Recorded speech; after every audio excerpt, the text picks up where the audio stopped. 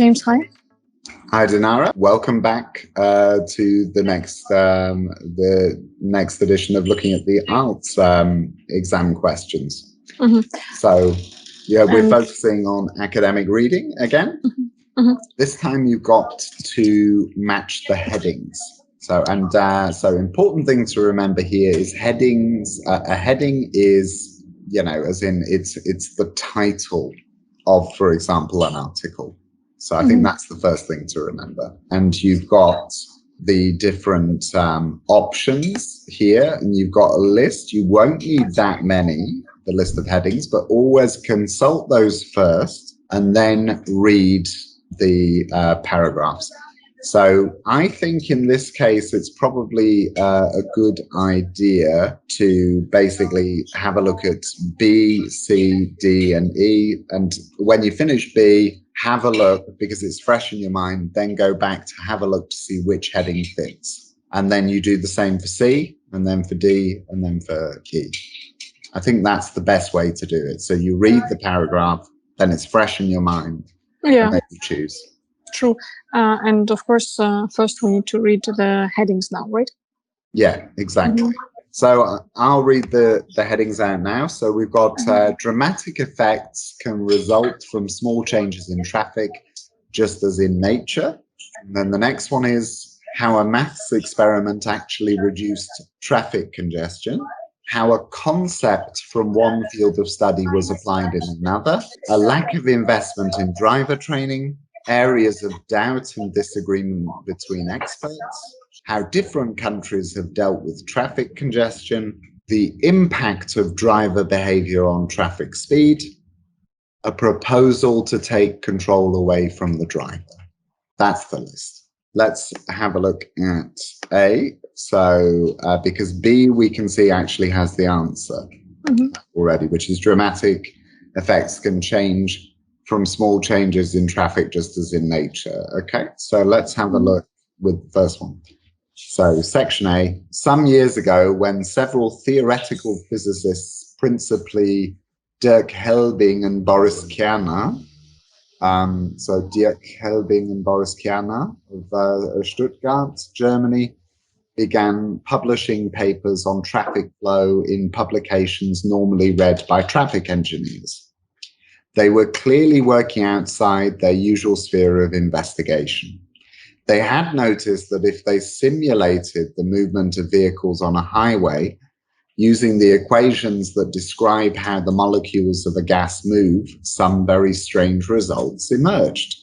Of course, vehicles do not behave exactly like gas molecules. For example, drivers try to avoid collisions by slowing down when they get too near another vehicle, whereas gas molecules have no such concern. However, the physicists modified the equations to take the differences into account, and the overall description of traffic as a flowing gas has proved to be a very good one. The moving gas model of traffic reproduces many phenomena seen in real-world traffic. The strangest thing that came out of these equations, however, was the implication that congestion can arise completely spontaneously. No external causes are necessary. Vehicles can be flowing freely along at a density still well below what the road can handle, and then suddenly gel into a slow-moving ooze.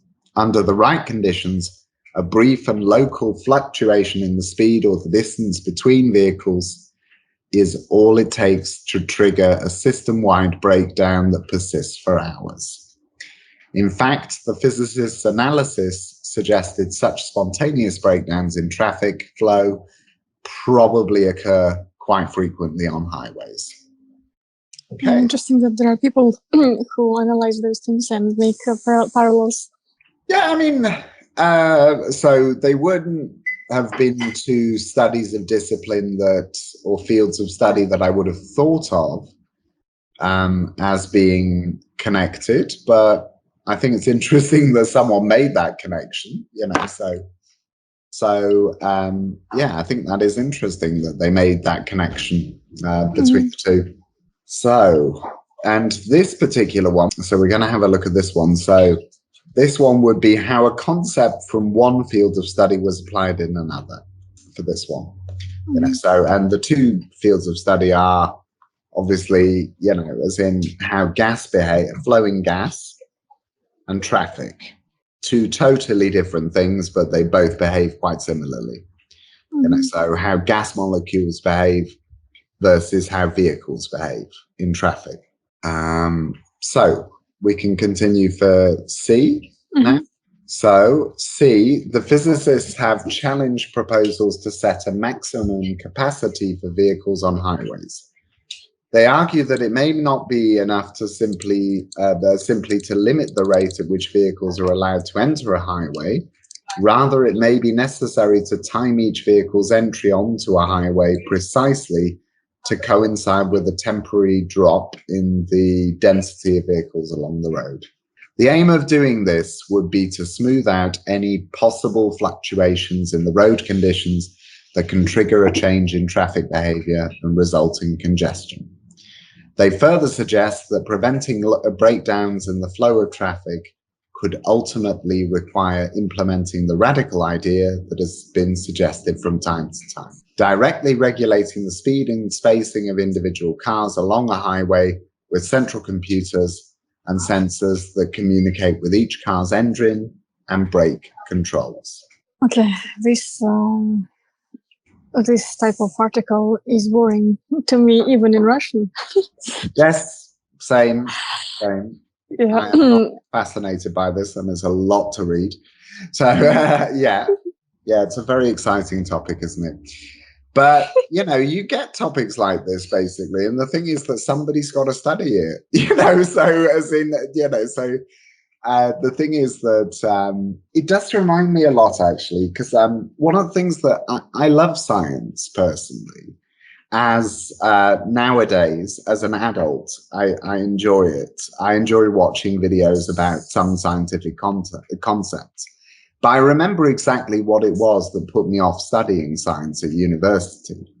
And that was at school, it was the lessons on osmosis in potatoes. Because the thing is that, yes, I understand that osmosis is a very important concept to understand. But it was so boring that it put me off for life. It was just so dull, like putting little bits of dye in strips of potato. It's just, you know, it absolutely put me off science, studying science completely. I just thought there is no way I'm going to sit through lessons like that if I don't have to anymore. True. So I hope teachers in the future, young generation, they will make their science lessons much more fun. Yes, exactly, because it is important to make them fun. Yeah. So I have tons of things I do not understand in this paragraph. For example, challenged proposals. What do they mean? Challenge, I understand. So challenge, well, I think you understand challenge. So in this context, the physicists have challenged, so they've said, no, that's not a good idea, or, you know, it's not enough, basically. So they've argued that that's not good enough. A proposal is a suggestion made, basically. So proposal can be used in many different contexts. So in its broadest sense, a proposal is, here is an idea or an offer, you know. So I see. then my proposal is that we go for a walk on the beach this afternoon or something. But that would be quite formal to use it in that context. Instead of just let's walk on the beach this afternoon. But it can also be specifically, you know, the act of asking someone to marry you. So as in, so it has different meanings and contexts, but the most common one is probably, you know, as an idea or an offer. And that's in its broadest sense. But you often see it in terms of legislation as well. So it's not been made legislation. It's just a proposal at the moment, a suggestion. I see. Capacity. Yeah, that's number. Or the amount that something, the amount of something. So maximum capacity that, you know, so there can't, you know, that there's a limit to the number of vehicles on a particular highway. Coincide. Coincide, happen at the same time as? Coincidence. No. They are related, but they don't mean the same thing. Now, a coincidence is something that, you know, two unrelated things that happen at the same time, whereas coincide just means two things, you know, as in overlapping in time as well. So if you say coincidence, most commonly it's just like, you know, so, you know, like when somebody says, you know, so as in, how did my keys end up on, you know, so end up there? Oh, it's just you know, you could say it's a coincidence. It's not luck or fate or anything like that. It's just a coincidence. You know, so two unrelated things happening. Okay, anyway, I don't understand. Highway precisely to coincide with a temporary drop in the density of vehicles along the road. What? What do they mean? Yeah. So it's quite complex, that one. So it may be necessary to time each vehicle's entry so, you know, so that as each vehicle or car gets onto a highway, it's at the same time as there being less vehicles on the road, a bit less vehicles on the road. Okay. I see. But that is very complex, that sentence, yes. Breakdowns. What do they mean, breakdowns in this case? Yeah, breakdown for a car, you know, so they also exist for people as well, actually. So that you use them in a mental health context. So, for example, a nervous breakdown would be where somebody, you know, just gets overwhelmed by stress, for example. Then you could say a nervous breakdown. Somebody's having a nervous breakdown. But a breakdown in terms of cars is when something goes wrong with the car and you can't drive it any further. So like, for example, you know, as in a wheel gets destroyed or something, and then you have to stop the car. I see. Exactly. Obviously, guys, while passing IELTS exam, you will. By the way, I read that it's okay not to know 70%, not to understand or to know 70% of the vocabulary. That it's supposed that you don't know everything, and they also want to check how you can guess through the context. I remember this while preparing for IELTS. I read this. Exactly, and the thing is that guessing through the context is key, because, you know, so English has a large set of vocabulary. It's got a large word stock, so a large set of vocabulary. So, you know, there's, especially in academic writing, there's always going to be new words that you don't know. And they'll word things in ways that are far more complex than standard spoken English as well. Because nobody would ever say, you know, a temporary drop in the density of vehicles along the road. They would say when there's less cars or when there are fewer cars on the road, you know, so that's what they would say. They would never say, you know, a temporary drop in, you know, so as in the density of vehicles on the road. You wouldn't ever say that, you know, so no, because that sounds very formal. And when people talk like this, I find them strange. Yes, absolutely. You know, certainly using complex language, using some complex vocabulary in the spoken language is totally normal. But, you know, as in doing it in such a verbose and over the top way, when there's a much punchier and easier way to get that sentence out, just sounds ridiculous, basically. Because, you know, so the thing is that, because I've had some people, you know, sort of say, oh, but nobody would ever say that word. And then I'm like, no, some people do say that word, you know, so you can't go in this, you know, like, for example, I remember I had this debate with another English teacher. So she was actually from Malta, but she spoke English fluently, because many people do in Malta. And she said, oh, but nobody would ever say parasol. And then I say, not everybody says parasol, but a lot of people do say parasol specifically for an umbrella that you use in the sun, you know, so as in, you know, so people, you know, so it depends on the context and whose vocabulary set it is. But yeah, I think the extreme sort of over the top, as in sort of clumsy manner of speaking is,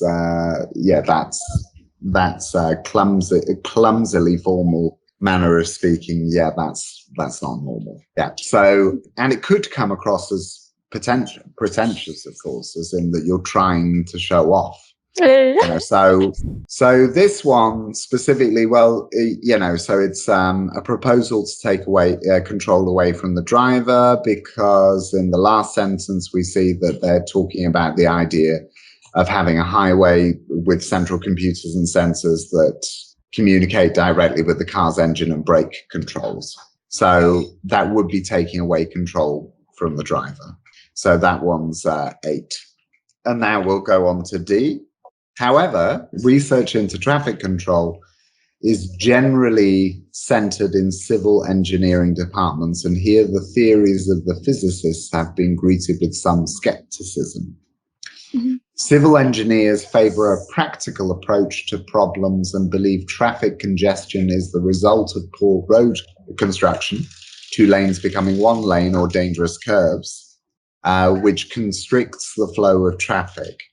Engineers questioned how well the physicists' theoretical results relate to traffic in the real world.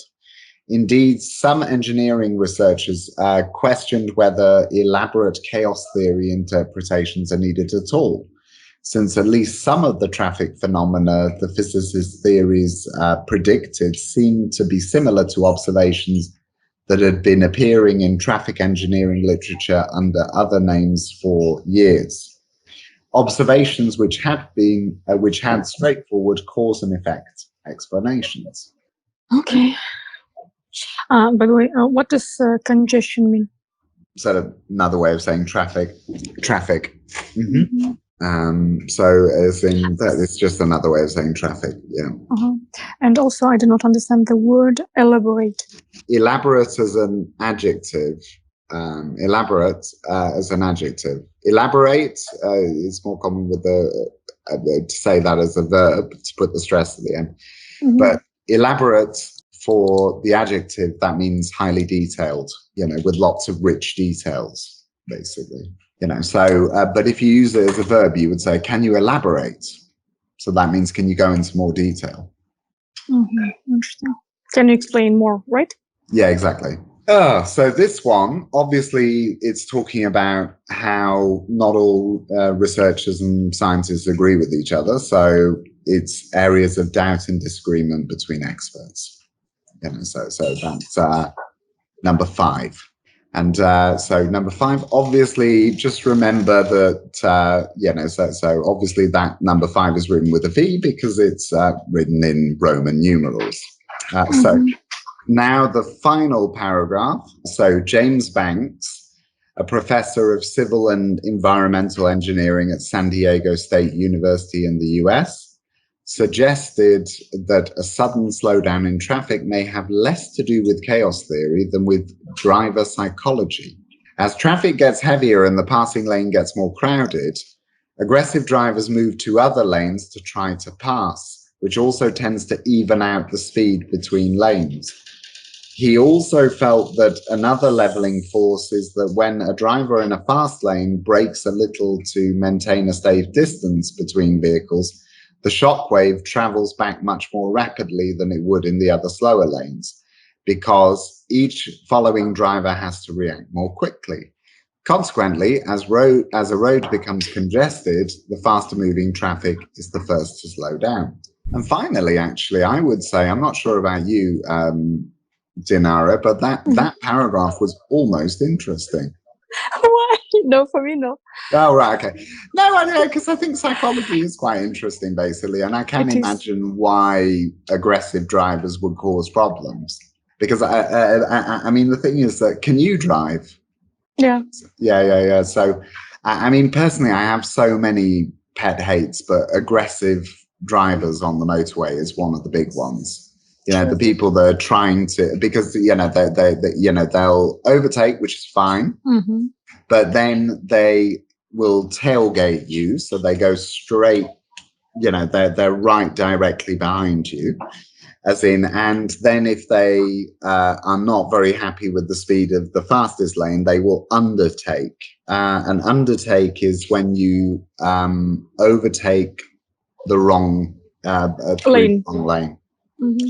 Yeah, exactly. So you know, if you're from a country that drives on the right, that would be overtaking by going to the far left lane and then to the then to the middle lane and then to so to the far left lane.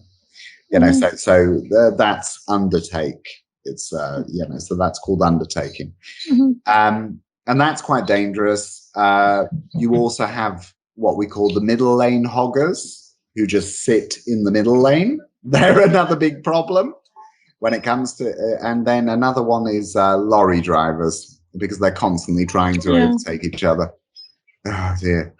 So, and then for the rest of the roads, you get lots of different problems. Like one of the ones I really hate is people driving 4x4s, because lots of roads here are very narrow.